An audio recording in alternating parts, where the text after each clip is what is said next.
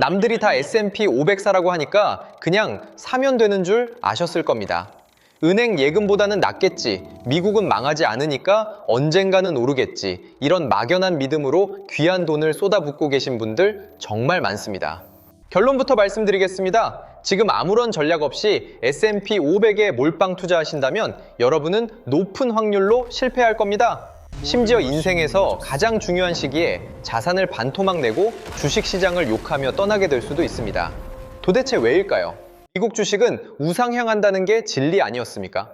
오늘 저는 여러분이 알고 있던 그 불편한 진실을 낱낱이 파헤치고 진짜 부자들은 절대 말해주지 않는 잃지 않는 투자의 비밀, 바로 자산 배분의 마법을 아주 구체적으로 풀어드리려 합니다.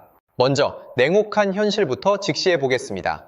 S&P 500 지수, 물론 훌륭합니다. 지난 100년 가까운 역사 동안 연평균 10% 수준의 수익을 내왔으니까요. 그런데 여기서 함정은 바로 평균이라는 단어입니다.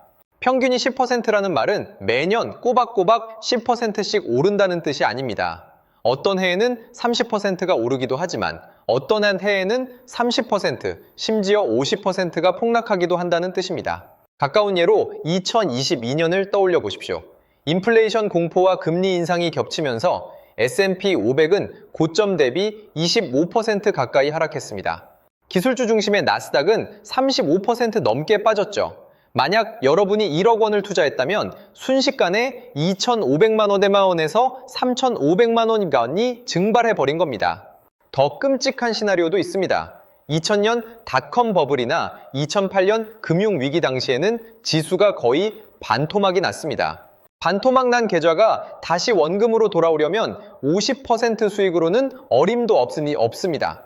100%, 즉 2배가 올라야 겨우 본전이 됩니다.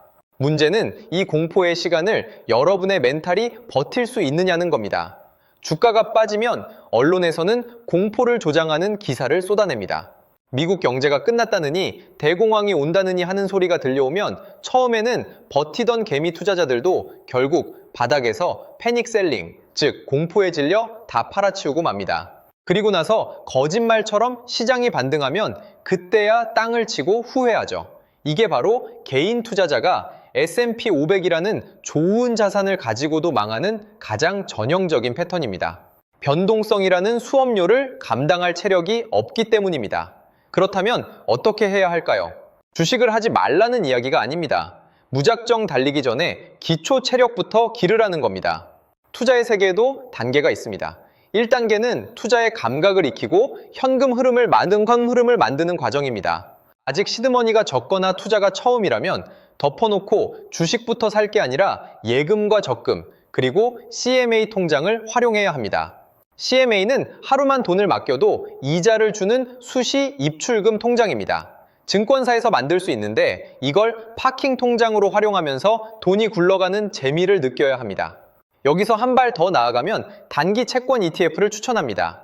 채권이라고 하면 어렵게 느끼시는데 쉽게 말해 국가나 기업에 돈을 빌려주고 이자를 받는 권리입니다. 특히 만기가 짧은 단기 채권은 주식처럼 가격이 널뛰게 하지 않고 꾸준히 이자 수익을 쌓아줍니다. 이걸 통해 내 자산이 매일 조금씩이라도 불어나는 긍정적인 경험을 쌓는 게 중요합니다. 이 기초 체력이 있어야 나중에 주식이 폭락할 때 버틸 수 있는 힘이 생깁니다. 기초 체력이 어느 정도 다져졌다면 이제 본격적으로 2단계 포트폴리오 투자의 세계로 진입해야 합니다. 여기서부터가 오늘 영상의 핵심입니다. 주식 몰빵이 위험하다면 도대체 어디에 투자해야 할까요? 정답은 상관관계가 낮은 자산에 나누어 담는 겁니다. 이게 무슨 말이냐면 A라는 자산이 떨어질 때 B라는 자산은 오르거나 적어도 덜 떨어져야 한다는 뜻입니다. 주식과 채권이 대표적입니다. 일반적으로 경기가 좋으면 주식이 오릅니다. 반대로 경기가 나빠지면 중앙은행은 금리를 내리고 돈을 풉니다. 이때는 채권 가격이 오릅니다. 즉 주식과 채권 이 두 가지를 적절히 섞어 놓으면 경제가 호황기든 불황이든 내 계좌는 크게 망가지지 않고 꾸준히 우상향할 수 있습니다. 여기에 더해 금이나 원자재 같은 대체 자산도 섞어주면 금상첨화입니다. 금은 화폐 가치가 떨어질 때 빛을 발하는 자산입니다. 전쟁이 나거나 인플레이션이 극심할 때 주식과 채권이 동시에 죽을 쓰더라도 금이 내 계좌를 방어해줍니다. 마치 축구팀과 같습니다. 공격수만 11명 있는 팀은 수비가 뚫리면 대량 실점을 하고 집니다. 하지만 공격수인 주식, 수비수인 채권, 그리고 골키퍼인 금과 현금까지 골고루 갖춘 팀은 어떤 강팀을 만나도 쉽게 지지 않습니다. 이렇게 자산을 배분해 놓으면 마법 같은 일이 벌어집니다.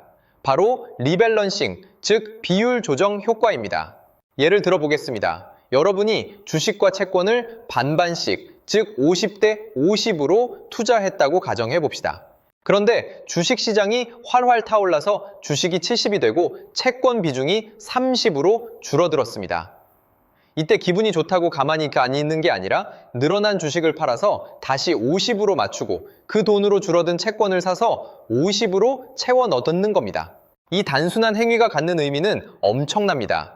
비싸진 주식을 팔아 이익을 실현하고 싸진 채권을 저가 매수하는 것이기 때문입니다. 반대로 주식이 폭락하면 어떻게 될까요? 채권 비중이 상대적으로 높아졌으니 채권을 팔아서 헐값이 된 주식을 줍는 겁니다. 사람의 감정은 비쌀 때 사고 싶고 쌀 때 팔고 싶어 합니다. 하지만 리밸런싱이라는 규칙을 정해두면 감정을 배제하고 기계적으로 싸게 사서 비싸게 파는 고수의 매매를 반복하게 됩니다.